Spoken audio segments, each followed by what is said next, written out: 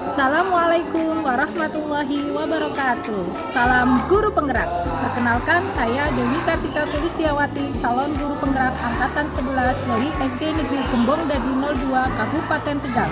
Saya sudah melakukan aksi nyata diseminasi penyebaran budaya positif di sekolah saya, yaitu SD Negeri Gembong Dadi 02. Selamat menyaksikan.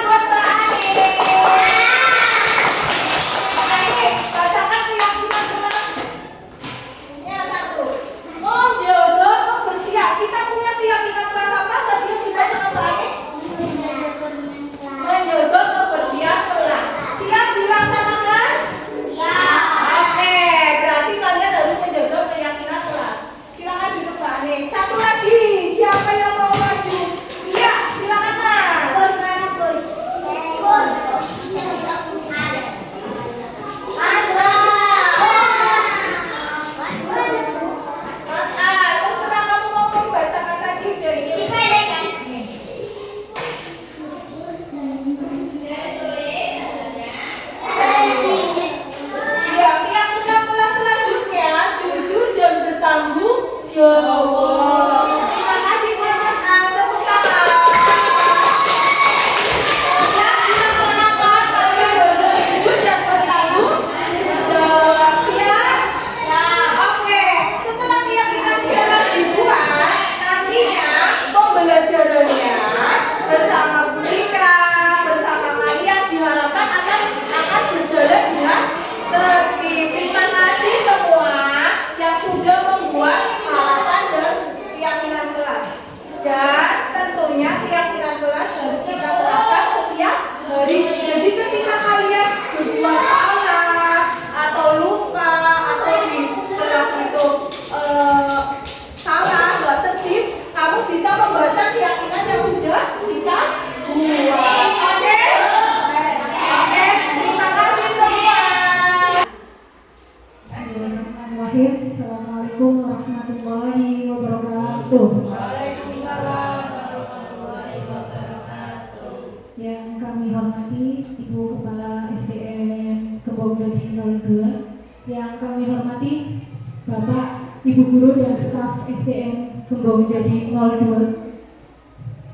Pada kesempatan hari ini kami akan memaparkan tugas modul 1.4 yang tujuannya untuk pemenuhan tugas pendidikan calon guru penggerak angkatan 11. Pada hari ini sebelum acara dimulai, mungkin alangkah baiknya kita perkenalan terlebih dahulu. Monggo. Assalamualaikum warahmatullahi wabarakatuh. Mungkin sudah kenal semua, tapi alangkah baiknya saya memperkenalkan diri lagi. Perkenalkan, nama saya Ella Fitria. Sekarang saya sedang pendidikan guru penggerak di angkatan 11 Kabupaten Tegal, dan bersama rekan saya Bu Dewi Kartika akan memaparkan penerapan budaya positif di sekolah kita. Terima kasih.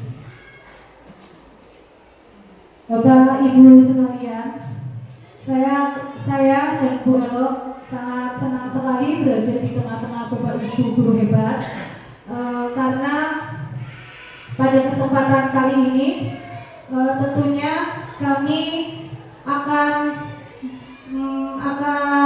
menyebarkan tugas di 1.4, yaitu dengan menyebarkan pemahaman dan penerapan pengalaman budaya positif.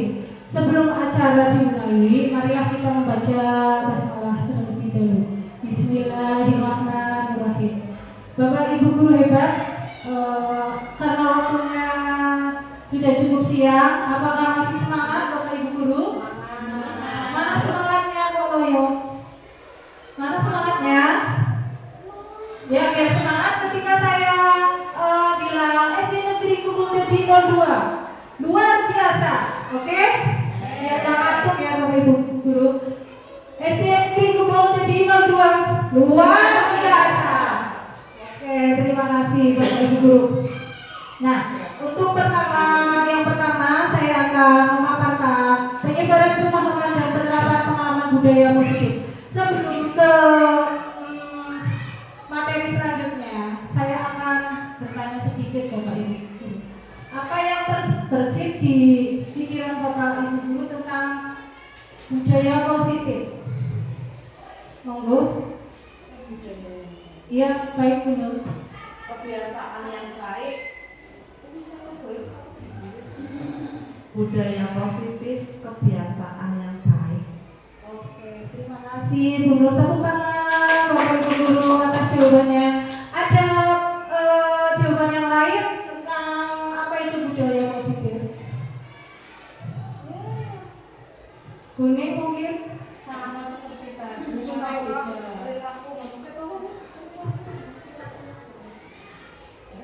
Budaya positif itu dan di masyarakat aktivitas network di masyarakat yang namanya sudah ada dan masyarakat menyetujui itu kegiatan baik. Terima kasih, tepuk tangan Bapak Ibu Guru. Ya, betul sekali ya jawabannya. Jadi budaya positif itu sesuatu yang dilakukan agar nantinya bisa untuk kebaikan dan disiplin, khususnya di SD Negeri Gembong Dadi 02 yang sampai saat ini penerapan budaya positifnya sudah sudah berjalan dengan baik. Bapak Ibu, di dalam budaya positif ini ada beberapa konsep inti. Yang pertama, perubahan paradigma belajar, kemudian ada disiplin positif, ada nilai-nilai kebajikan, kebutuhan dasar manusia, kemudian ada lagi motivasi perilaku manusia, posisi kontrol guru, kemudian ada keyakinan kelas, dan terakhir ada segitiga restitusi. Bapak Ibu Guru yang berbahagia, pada pembelajaran dengan paradigma baru, tentunya Bapak Ibu Guru masih ingat dengan 6 dimensi belajar profil Pancasila apa saja ya? Ada apa saja Bapak Ibu? Beriman, bertakwa dan beriman. Ya, kemudian berkebinekaan global, gotong royong mandiri, kreatif dan bernalar kritis. Nah, Bapak Ibu, di dalam pembelajaran ada paradigma, yaitu pembelajaran berpusat pada guru dan ada pembelajaran berpusat pada siswa. Nah, kira-kira Bapak Ibu, apa yang terlintas di benak Bapak Ibu tentang pembelajaran itu yang berpusat pada guru dan yang berpusat pada siswa? Ada yang mau berpendapat? Buta Sri Pak? Monggo. Mungkin Buta Sri Pak, di pembelajaran ada yang pembelajaran berpusat pada guru, ada pembelajaran berpusat pada murid. Mungkin Buta Sri Pak sampai sekarang ini sudah menerapkannya pembelajaran yang berpusat pada guru atau pembelajaran yang berpusat pada murid.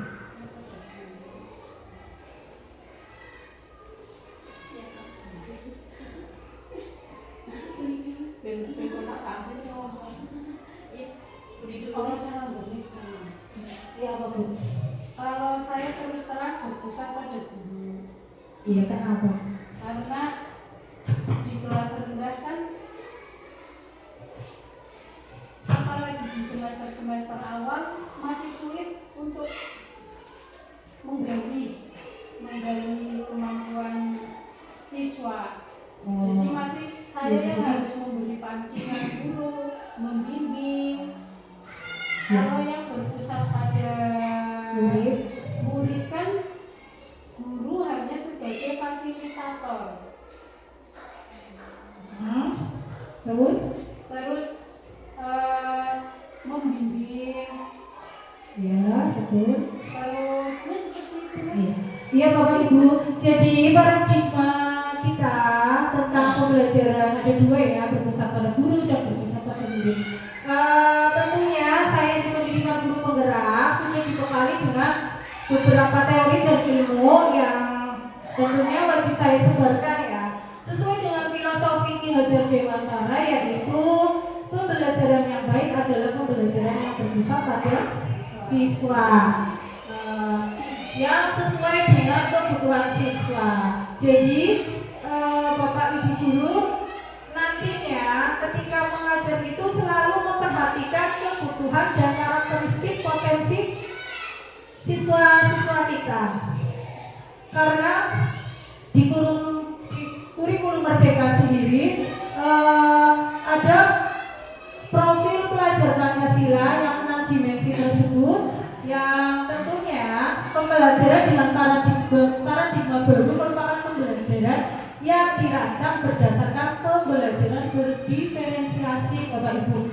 Jadi pembelajaran di kurikulum Merdeka itu sudah menggunakan pembelajaran berdiferensiasi. yaitu pembelajaran yang sesuai dengan kebutuhan siswa kita. Kita itu mengomba pada siswa, melihat kebutuhan peserta didik apa sih masing-masing. Mungkin satu murid dengan satu yang lainnya tentunya berbeda potensi ya Bapak Ibu. Bisa dengan menggunakan beberapa metode atau teknik cara mengajar sehingga diharapkan dengan metode pembelajaran berdiferensiasi itu bisa memaksimalkan potensi peserta didik kita Bapak Ibu.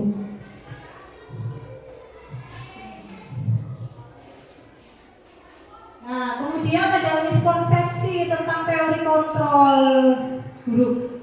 Jadi miskonsepsi itu hanya ilusi ya Bapak Ibu. Bapak Ibu, di sini ada 5 posisi kontrol guru. Yang pertama, posisi kontrol sebagai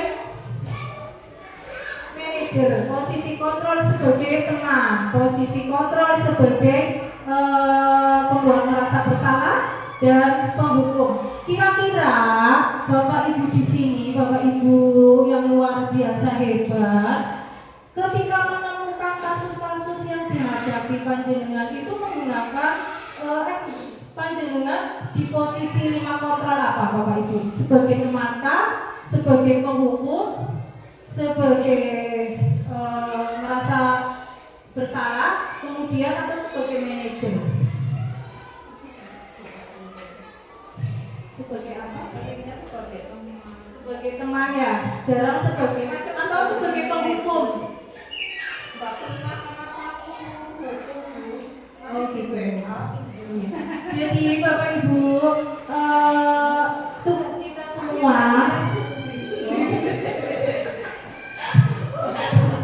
tugas kita semua sebagai pendidik tentunya mengharapkan siswa-siswa kita itu sudah timbul motivasi intrinsik, yaitu motivasi yang timbul di dalam dirinya atas kemauan sendiri. Jadi tidak bisa, contohnya ada kasus kemarin siswa datang terlambat, kemudian siswa datang tepat waktu. Siswa datang tepat waktu itu motivasi sendiri atau karena takut dihukum bapak ibu di sekolah. Biasanya siswa-siswa kita mungkin ada beberapa bukan karena dari motivasi intrinsik sendiri ya dari mereka, melainkan berangkat cepat, berdisiplin waktu karena takut diganjar sama bapak ibu. Biasanya begitu ya, apalagi bapak guru atau ibu guru yang medeni, mereka takut. Jadi dampaknya bapak ibu ketika ada anak yang sudah berdisiplin tapi tidak muncul dari dirinya sendiri, itu besoknya lagi mungkin ketika mereka berkasus akan terulang kembali karena tidak termotivasi dari dirinya sendiri. Misal pas datang terlambat karena motivasinya yang timbul karena takut sama bapak ibu, takut diganjar atau dan lainnya. Nah, di sini miskonsepsi tentang teori kontrol yang 5 tentunya yang berkaitan ilusi guru mengontrol murid. Tadi kita itu tidak mengontrol murid, tidak bisa mengontrol murid bapak ibu. Sesuai teori yang sudah diajarkan oleh bapak pendidikan kita yaitu Ki Hajar Dewantara, yaitu guru itu menghamba atau mengajar berpusat pada murid. Jadi kita tidak bisa mengontrol mereka. Mereka harus tidak menjadikan guru itu sebagai apa yang mereka takutkan. Mereka mengerjakan sesuatu itu sebaiknya berdasarkan motivasi intrinsik mereka, motivasi dari diri mereka. Kemudian ilusi bahwa kritik dan membuat rasa bersalah mampu menguatkan karakter. Terus ada lagi ilusi bahwa semua penguatan positif efektif dan bermanfaat. Ini kaitannya dengan budaya positif ya Bapak Ibu.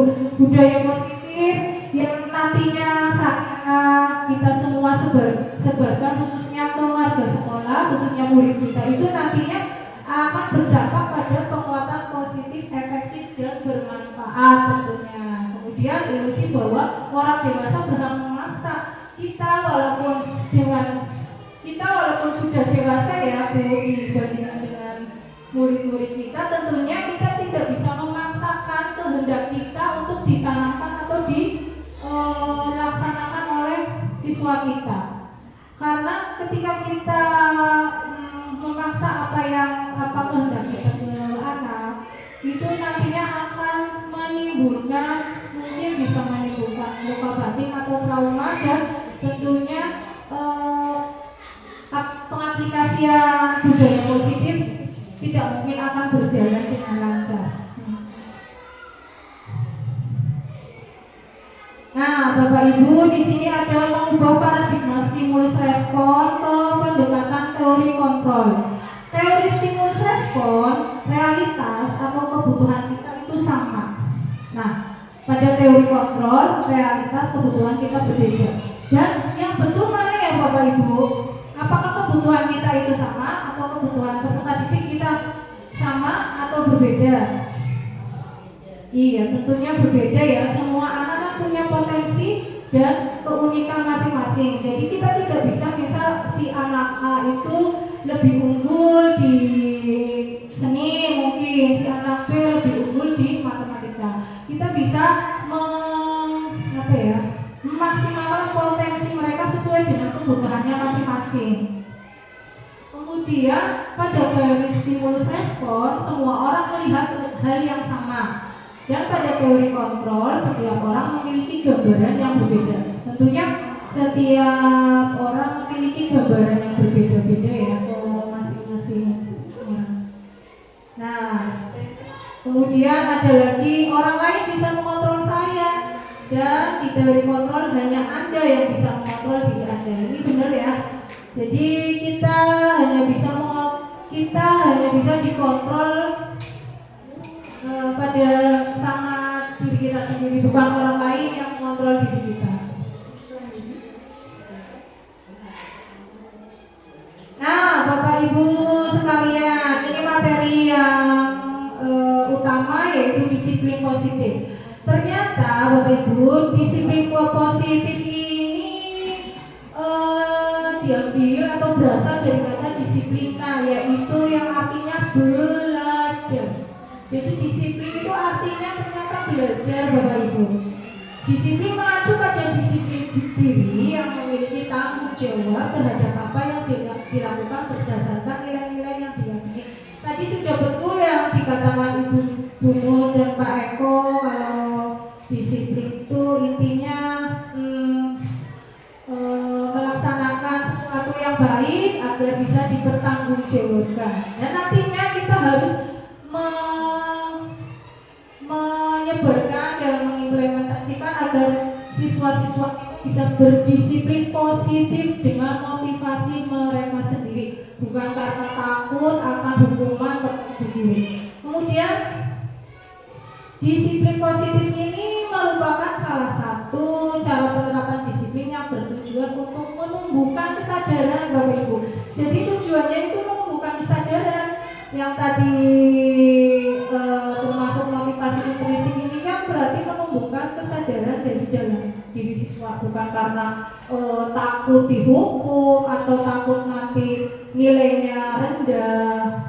Sebagai pendidik, tujuan kita tentunya adalah menciptakan siswa yang memiliki disiplin diri sehingga mereka berperilaku kepada nilai-nilai kebajikan universal dan memiliki intrinsik dalam perubahan perilaku ke arah lebih baik. Jadi disiplin positif ini nantinya yang diharapkan adalah tumbuh nilai-nilai kebajikan. Contoh nilai kebajikan yang tentunya mengacu pada profil pelajar Pancasila, yaitu beriman dan bertakwa kepada Tuhan Yang Maha Esa, berkebinekaan global, gotong royong, mandiri, kreatif, dan bernalar kritis. Kemudian ada lagi nilai-nilai kebajikan selanjutnya yang mungkin akan didapatkan, yaitu toleransi, rasa hormat, integritas, mandiri, menghargai, antusias, empati, percaya diri, dan kreativitas. Kemudian ada nilai kebajikan yaitu keterampilan hidup. Ini penting sekali ya Bapak Ibu. Keterampilan hidup atau life skill. Jadi siswa tentunya yang diharapkan lagi adalah mereka punya keterampilan hidup, tidak kepada orang lain, mereka bisa hidup mandiri, punya life skill, punya skill yang bisa dikembangkan nantinya setelah mereka lulus sekolah. Bapak Ibu yang berbahagia, ngantuk ya Bapak Ibu? Ngantuk apa lapar Bapak Ibu? Dua-duanya. Sabar ya Bapak Ibu, jam-jam Kritis. kritis sebentar lagi ketemu nasi. Ada cabang. Catat ya, catat preman. Ada nanti di rumah.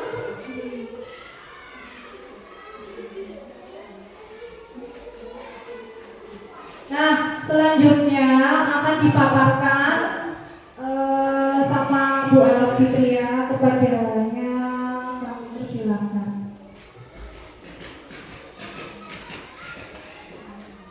Terima kasih Bu Dewi. Saya lanjutkan kebutuhan dasar manusia. Kebutuhan dasar manusia adalah segala sesuatu yang kita lakukan untuk mendapatkan apa yang kita inginkan. Seluruh tindakan yang kita lakukan memiliki tujuan tertentu dan semua usaha terbaik yang kita lakukan adalah dalam rangka agar kebutuhan dasar kita terpenuhi dengan baik. Nah, berikutnya adalah kebutuhan manusia itu apa aja sih? Yang pertama, bertahan hidup. Nah, yang termasuk bertahan hidup itu adalah makanan, pakaian, tempat tinggal, keamanan, dan kesehatan. Yang kedua, yaitu kasih sayang dan rasa diterima. Nah, dikasih sayang dan rasa diterima itu rasa diterima, dipedulikan, berbagi, kerjasama, menjadi bagian dalam kelompok. Terus yang ketiga, kebutuhan dasar manusia yaitu penguasaan, harga diri, keinginan untuk dianggap, memimpin, berprestasi, diakui, dan didengar. Terus kebutuhan dasar manusia keempat, kebebasan, mandiri, memiliki pilihan, mencoba hal yang baru, mampu mengendalikan arah dirinya. Dan kelima yaitu kesenangan. Nah, kebutuhan hidup manusia itu perlu kesenangan juga, bermain, humor, antusiasme, dan tertawa. Kalau tidak tertawa berarti tidak hidup. Nah, motivasi perilaku manusia untuk menghindari ketidaknyamanan atau hukuman. Nah, motivasi ekstrinsiknya untuk mendapatkan imbalan atau penghargaan dari orang lain.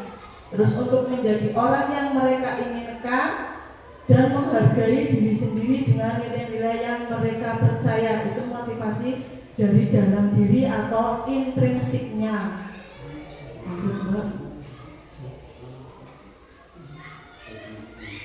Nah, di sini ada hukuman, konsekuensi, dan restitusi.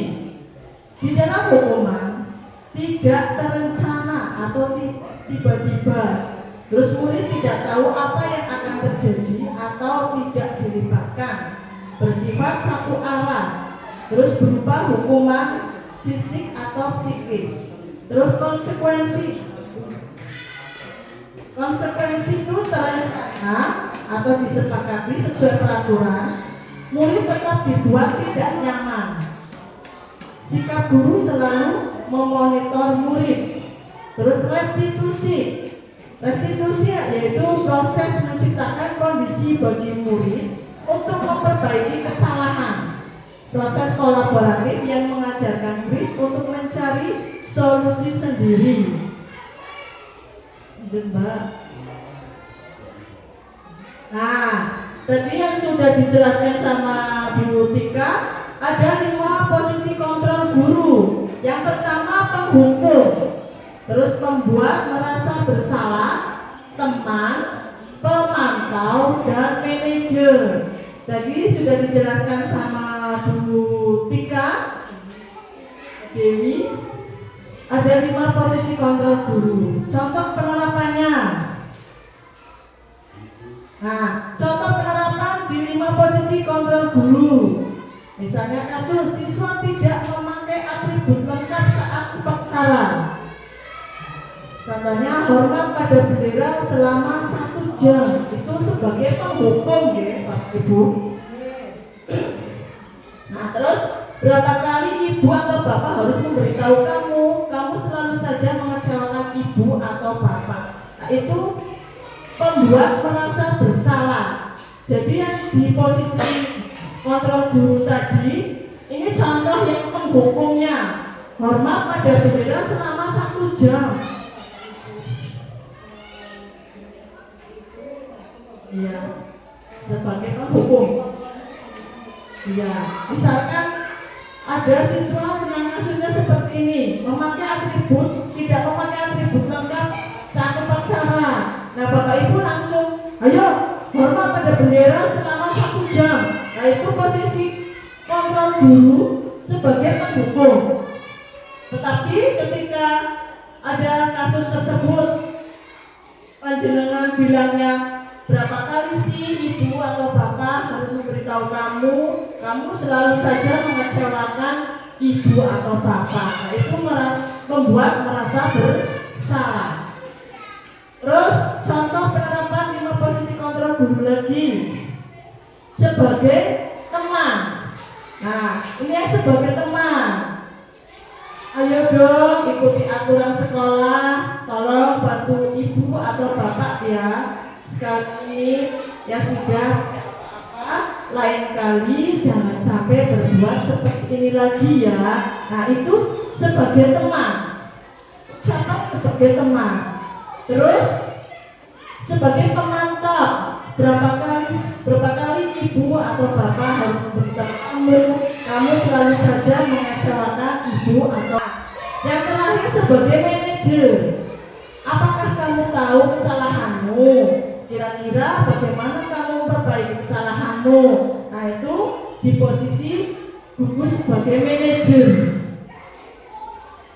Bisa dipahami ya Bapak Ibu?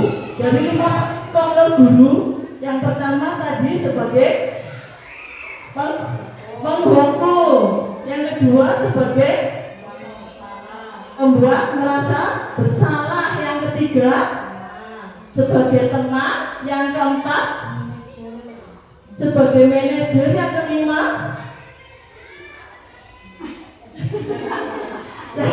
sebagai pemantau. Bapak Ibu selama ini setiap ada kasus yang terjadi di siswa kita, peran apa yang Ibu? Tergantung dari kasusnya.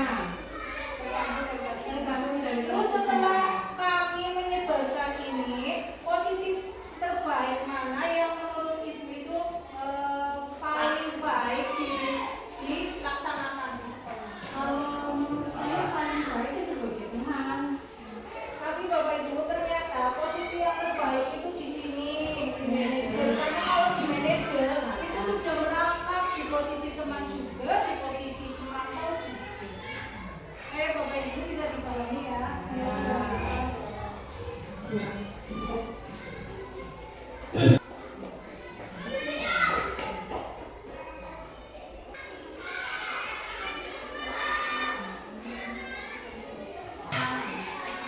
Ini posisi kontrol apakah aku, ini contohnya ya.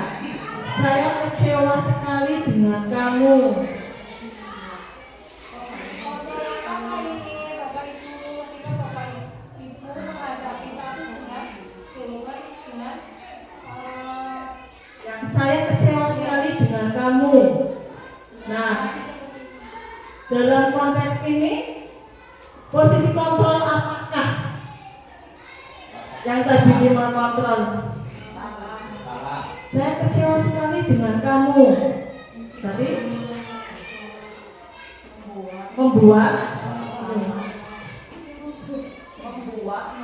ya betul sekali. ya, membuat merasa bersalah. Ya, berarti sudah dipahami. Selanjutnya Mbak. Akan merasa bersalah ketika Ibu mengucapkan seperti ini. Ibu ada Bapak Ibu ada di posisi kontrol membuat merasa bersalah. Nah, kamu tidak pernah benar melakukannya. Itu apa? Sebagai apa? Kamu tidak pernah benar melakukannya. Sebagai pemantau apa penghukum? Pemantau. Ya, kamu tidak pernah benar melakukannya. Berarti selama sudah terlalu sering. Nah, terlalu sering. Terus apa rencanamu untuk menyelesaikan masalah ini? Sebagai manajer. Betul sekali Bu Nur Fatimah. Terus ayolah lakukan demi Bapak Ibu ya. Sebagai apa? Ayolah. Sebagai teman. Pintar sekali Bapak Ibu. Ada wakatnya. Oke, selanjutnya berarti di posisi kontrol guru ini panjenengan semua sudah memahaminya. Terus kamu tidak pernah mendapat nilai jika tidak mengerjakan tugas. Sebagai apa? Penghukum. Iya. Nah, selanjutnya. Nah, tadi kita sudah belajar tentang 5 posisi kontrol guru. Nah, sekarang kita akan membahas tentang keyakinan kelas. Apa sih keyakinan kelas? Nah, mengapa keyakinan kelas? Mengapa bukan peraturan kelas?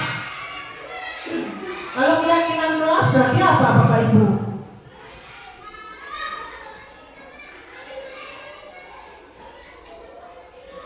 Keyakinan kelas dulu. Peraturan yang sudah disepakati bareng-bareng di dalam kelas Peraturan yang sudah disepakati dijalankan. Iya. Ya, tepuk tangan buat Bu Nur Fatimah. Ya. Lebih tepatnya bukan peraturan ya, keyakinan. Tapi keyakinan yang kita sudah buat dan disepakati bareng-bareng, berarti mau dilakoni bareng-bareng. Nah, terus pembentukan keyakinan kelas. Nah, ini cara-cara membuat keyakinan kelas yang sebelumnya kita lakukan biasanya yang dibuat oleh guru. Kalau keyakinan kelas itu dibuat bersama-sama dengan murid, kesepakatan bersama. Nah, kalau yang membuat guru yang sering ditempel di kelas-kelas kita itu biasanya berarti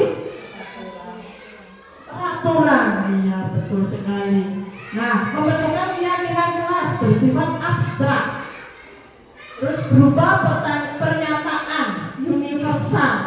Terus dibuat dalam pernyataan positif. Misalnya, jangan ada kata-kata yang jangan. Kata-kata negatif apa ya, Mbak?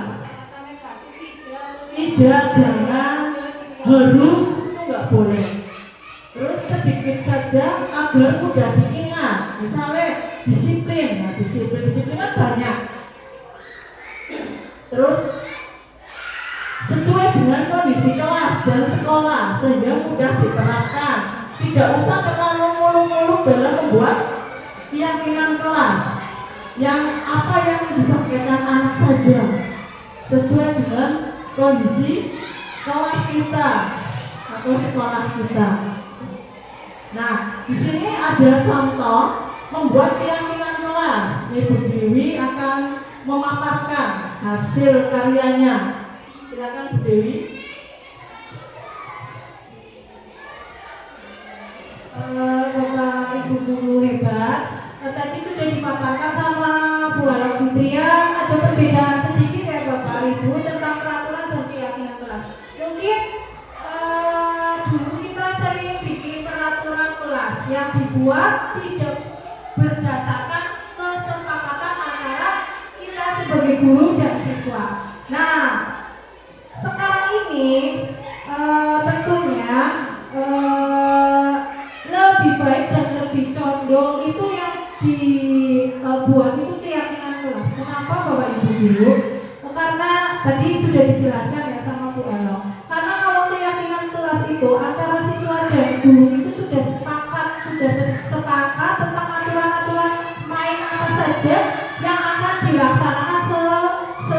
pembelajaran berlangsung, tentunya dengan tujuan agar pembelajaran yang kita laksanakan itu berjalan dengan tertib dan lancar. Dan ketika anak melaksanakan kesalahan atau kelingsut ya Bapak Ibu, kadang anak kan nggak setiap hari jadi anak yang penurut, kadang hari ini nurut, besok lupa ingat ya dengan keyakinan yang sudah kita buat. Itu kita bisa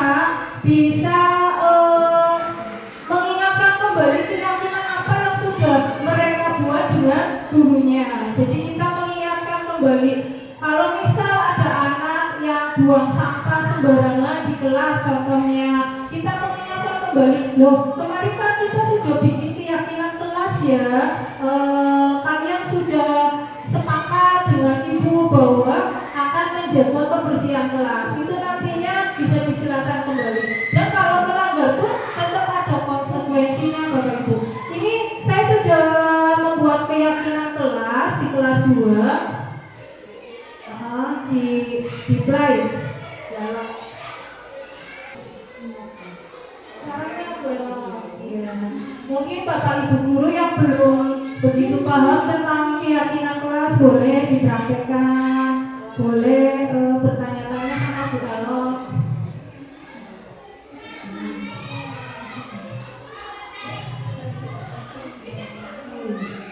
Bapak Ibu guru, saya mau bertanya, apakah di sini sudah membuat keyakinan kelas? Oh sudah, berarti hebat sekali ya guru-guru SDN Kembong Dadi 02 Tilawah.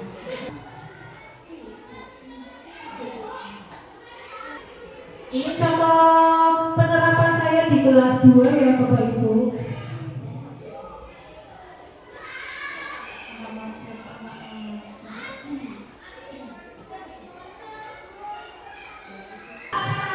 Monggo ditonton Bapak Ibu. Wah macet. Bisa sih jadi.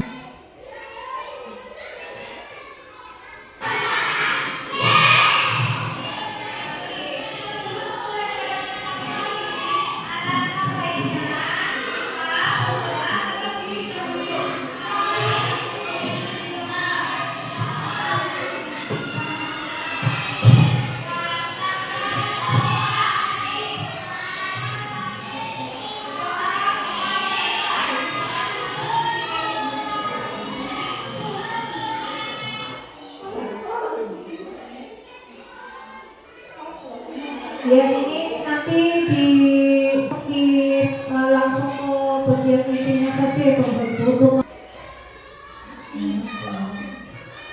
Tapi ada gambarannya Bapak Ibu bagaimana kita membawa keyakinan kelas dengan siswa-siswa kita. Intinya tidak boleh ada kata negatif. Kata negatif apa aja ya? Jangan. Tidak, misalkan kita pengen membuat keyakinan jangan membuat sampah sembarangan. Sebaiknya itu diganti dengan apa Bapak Ibu? Buanglah sampah pada Iya betul sekali, dengan kata-kata positif. Iya. Terus contoh lagi, tidak mengotori kelas. Kita ganti dengan kata positif apa Bapak Ibu?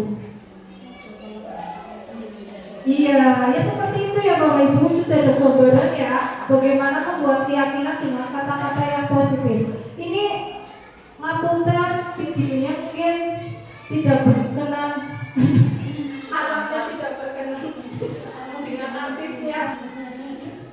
Ya, di next saja ya, sudah ada gambarannya Bapak Ibu. Nanti kalau misal kurang jelas, videonya bisa dilihat di belakang layar.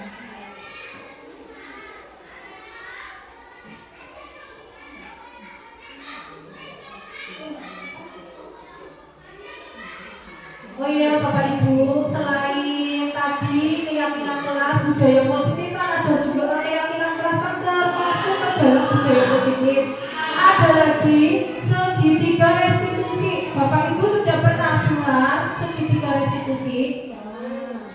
Pernah? Hebat sekali. Oh iya.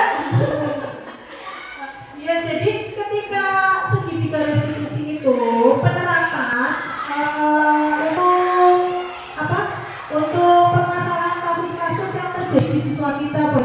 Jadi ketika menghadapi kasus siswa yang mungkin kemarin-kemarin kita belum paham, saya apalagi sama Bu Ella belum paham apa sih segitiga restitusi. Oh, ternyata segitiga restitusi itu suatu proses dialog yang dilakukan guru agar dapat menghasilkan murid yang mandiri dan bertanggung jawab. Maksudnya ini penyelesaian kasus-kasus yang terjadi, mungkin Bapak Ibu setiap hari atau beberapa kali mengalami kasus yang bikin stres dan depresi ya, sampai Bapak Ibu depresi mungkin ya. Ini bisa melakukannya, menyelesaikannya dengan tahap-tahap di segitiga restitusi. Yang pertama ada validasi tindakan yang salah.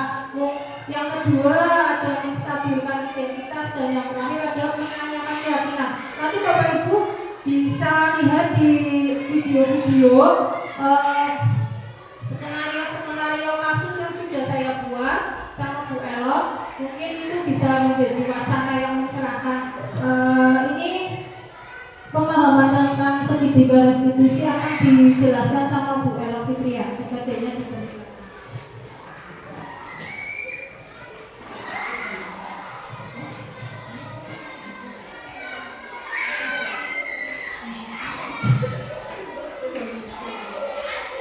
Ya, terima kasih. Nah, tadi segitiga restitusi yang pertama yaitu menstabilkan identitas. Berdasarkan prinsip membuat kesalahan adalah bagian dari proses pembelajaran. Nah, menstabilkan identitas, contohnya berbuat salah itu wajar. Tidak ada manusia yang sempurna. Bu Bapak juga pernah melakukan itu. Ibu Bapak tidak mau mencari siapa yang salah, tapi Ibu Bapak ingin mencari solusi dari masalah ini. Kamu berhak merasa begitu. Nah, ini pertanyaan-pertanyaan dalam menstabilkan identitas nih Bapak Ibu. Bahwa setiap permasalahan itu jangan sampai langsung kamu sih salah ini. Nah, harus distabilkan dulu, menstabilkan identitas. Bahwa berbuat salah itu wajar. Semuanya juga pernah melakukan kesalahan. Karena kita sebagai manusia biasa, bukan malaikat. Ya. Nah, jadi anak itu tidak merasa terhakimi. Kita menstabilkan identitasnya dulu. Lanjutnya, terus memvalidasi tindakan yang salah. Nah, kamu pasti punya alasan mengapa melakukan hal itu. Terus padahal kamu bisa melakukan yang lebih buruk dari ini ya. Kamu patut bangga karena telah melindungi sesuatu yang penting buatmu. Kamu lakukannya karena mempertahankan sesuatu yang penting bagimu. Ini contoh pernyataan Bapak Ibu gurunya. Kalau ketika anak-anak itu melakukan kesalahan, misalnya yang pertama pasti alasan mengapa melakukan hal itu. Contohnya misalnya anak itu berbuat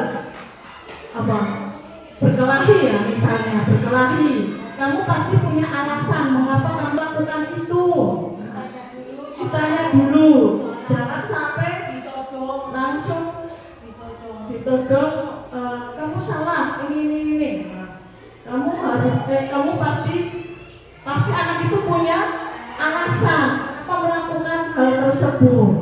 Terus padahal kamu bisa melakukan yang lebih buruk dari ini ya. Nah, padahal anak itu bisa melakukan yang lebih buruk. Padahal meskipun itu salah, tapi cara mengedemi ya, cara bahasa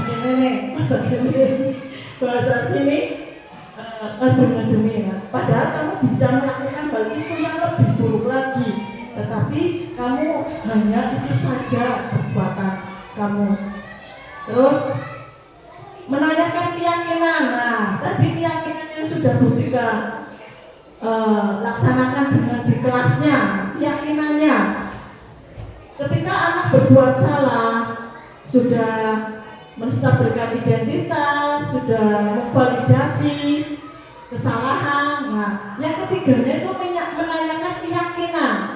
Apa keyakinan kelas kita? Nah, ketika anak berbuat salah, diingatkan kembali anak-anak kita, diingatkan kembali bahwa kita punya keyakinan loh di kelas kita.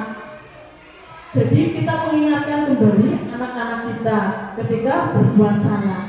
Terus nilai-nilai apa yang telah disepakati bersama. Nah, setiap keyakinan punya nilai. Terus seperti apa gambaran sebuah kelas yang ideal menurut kamu? Nah, ketika kita menanyakan di sebuah kasus dan yang terakhir menanyakan keyakinan, terus kamu ingin menjadi orang seperti apa? Nah, itu perlu ditanyakan ke anak didik kita.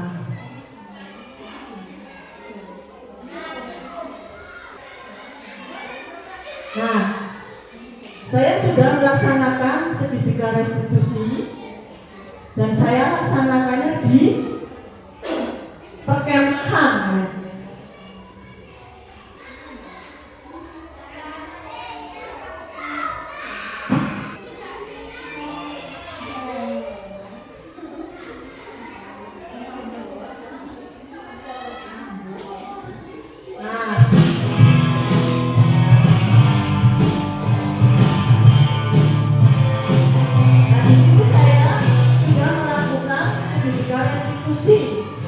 Nah, langkah-langkah penerapannya di segitiga restitusi tadi sudah dijelaskan.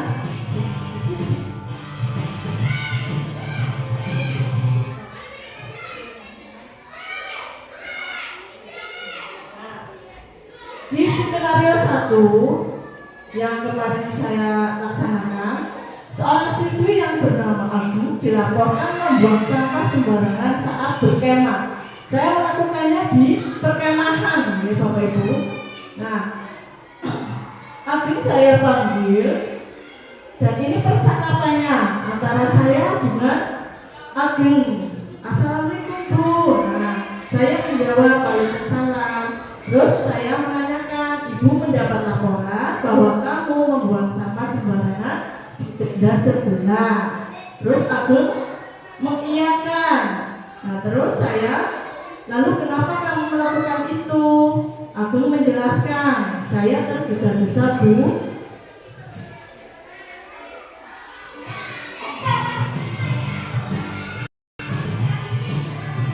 Nah, untuk menstabilkan identitas, baik, setiap orang pasti pernah melakukan kesalahan. Coba kamu pikirkan, membuang sampah sembarangan, manfaatnya apa? Nah, Ageng menjawab, tidak ada Bu. Terus saya bicara lagi, lalu membuang sampah sembarangan yang kamu lakukan itu benar apa salah? Terus salah Bu, saya sudah melanggar keyakinan yang telah disepakati bersama. Terus selanjutnya validasi tindakan yang salah, memvalidkan. Saya baik, Ibu pengen tahu kenapa kamu membuang sampah sembarangan di tenda sebelah. Terus Ageng menjelaskan, kemarin saya tergesa-gesa dan saya iseng membuat sampah di tenda sebelah. Nah, sekarang kamu sudah sadar belum apakah masih akan membuang sampah sembarangan lagi? Sudah Bu, saya minta maaf, saya tidak akan membuang sampah sembarangan lagi. Nah, itu memvalidasikan tindakan yang salah. Terus menanyakan keyakinan. Nah, untuk kedepannya kamu membuang sampah pada tempatnya ya. Bukankah sudah disediakan tempat sampah? Saya akan membuang sampah pada tempat sampah yang sudah disediakan Bu. Baik, semoga kamu mendapatkan pelajaran bermakna dari kesalahan yang sudah kamu lakukan ya. Ya Bu, terima kasih. Terima kasih kamu sudah sadar akan keyakinan kelas dan aturan sekolah yang sudah disepakati. Ya sudah, kamu kembali ke teman-teman kamu. Nah, dalam kasus ini anak yang bernama Ageng itu membuang sampah sembarangan di tenda sebelah. Nah, saya mendapatkan laporan dari teman-temannya dan saya memanggil Ageng dan saya menerapkan segitiga restitusi. Dari yang pertama, menstabilkan identitas, memvalidasi dan menanyakan keyakinan kelas.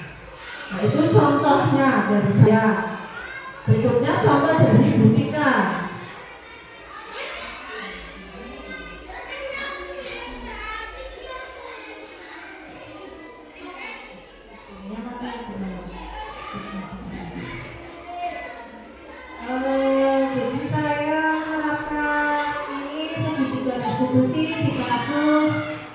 ini 2 anak, yang satu suka main gadget sampai tengah malam, yang satu berantem Bapak Ibu. Ini tugas saya.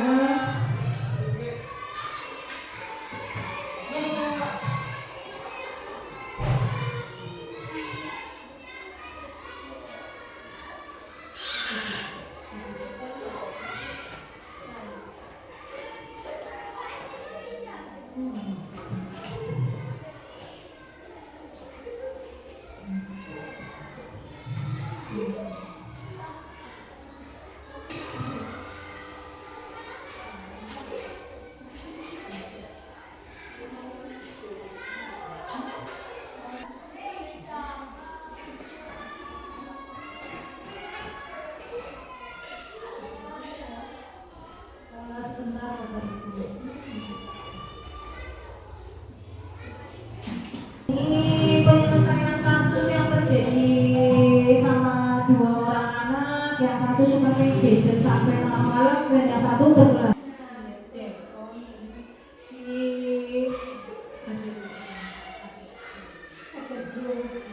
Kalau saya grogi bilang semua.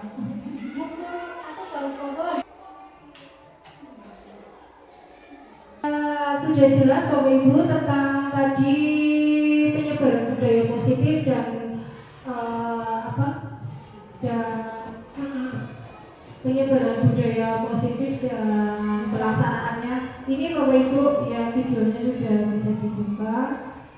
Silakan. Ya, ini artisnya isu. Jadi siswa saya bertengkar gara-gara sini itu suka mencontek pekerjaannya isu.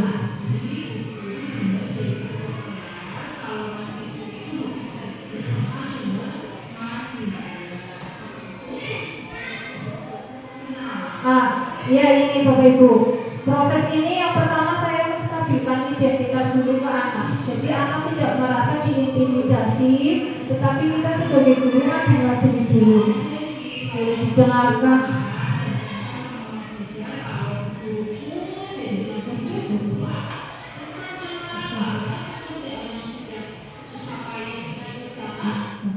Nah, ini menstabilkan identitas. Tadi sudah didengar ya Bapak Ibu. Saya berusaha memberi pernyataan bahwa wajar kalau Mas Isul marah. Sebagai manusia biasa, ibu pun akan marah ketika jawaban atau pekerjaan yang sudah susah payah ibu kerjakan itu dicontek sama temannya.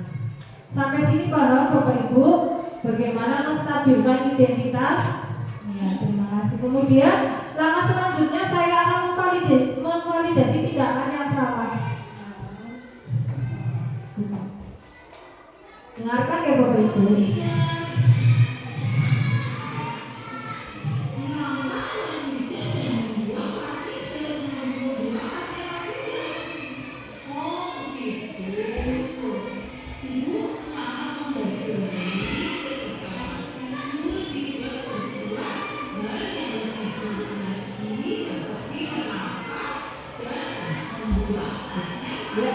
Stop Bu Elo. Nah, pada tindakan validasi tindakan yang salah, saya tadi mengucapkan apa Bapak Ibu? Masih ingat dengan ucapan saya? Kamu memvalidasi tindakan yang salah ini loh, si anak ini, Isul ini. Kamu tadi membuang dan menampar Mas Isul. Itu kan tindakan yang salahnya dari Mas Isul ya. Kemudian saya juga memberikan pernyataan gini, Bu Guru akan lebih menghargai ketika kamu tidak berbuat yang lebih buruk dari itu. Itu validasi tindakan yang salah. Mungkin Bapak Ibu boleh mempraktekannya ketika Bapak Ibu menemukan kasus-kasus yang lain. Kemudian yang terakhir menanyakan keyakinan kelas. Setelah menstabilkan identitas, terus memvalidasi tindakan kelas yang salah, yang terakhir menanyakan keyakinan.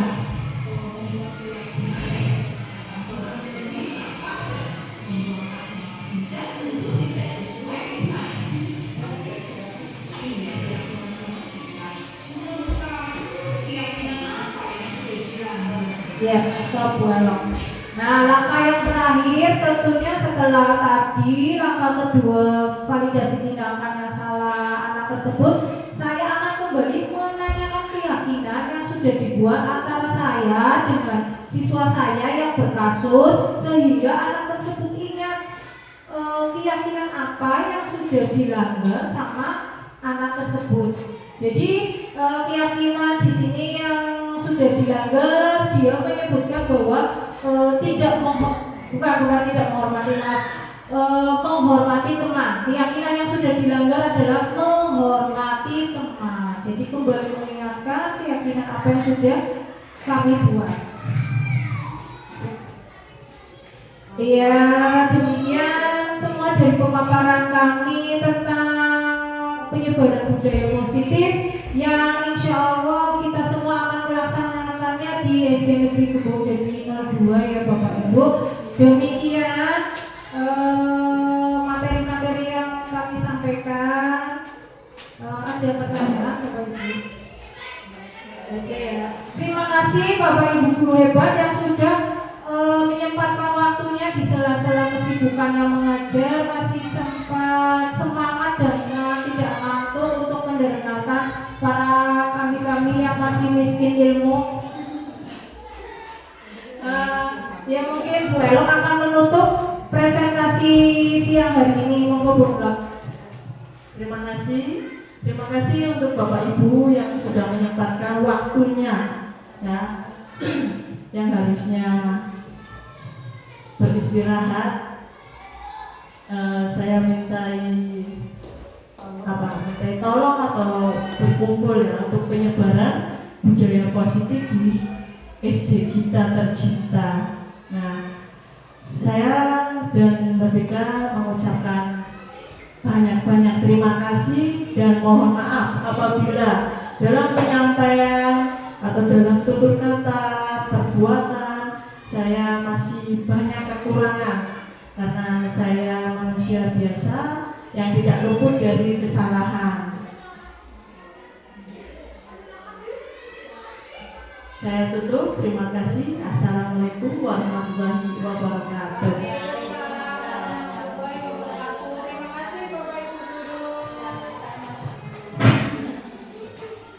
kasih Bapak Ibu guru. Dari konten orang ya Bapak Ibu guru habis kemplang sampai lupa Bu Elok sama saya dengan selek. Assalamualaikum warahmatullahi wabarakatuh. Perkenalkan, nama saya Nur Hotima SPD dari SDN Gembong Dadi 02. Saya merupakan rekan sejawat dari Ibu Dewi Kartika Tulistiawati, juga Ibu Elok Fitria SPD. Di sini saya akan memberikan testimoni mengenai diseminasi budaya positif yang kemarin telah dilaksanakan oleh Ibu Dewi Kartika Tulistiawati juga Ibu Elok Fitria SPD.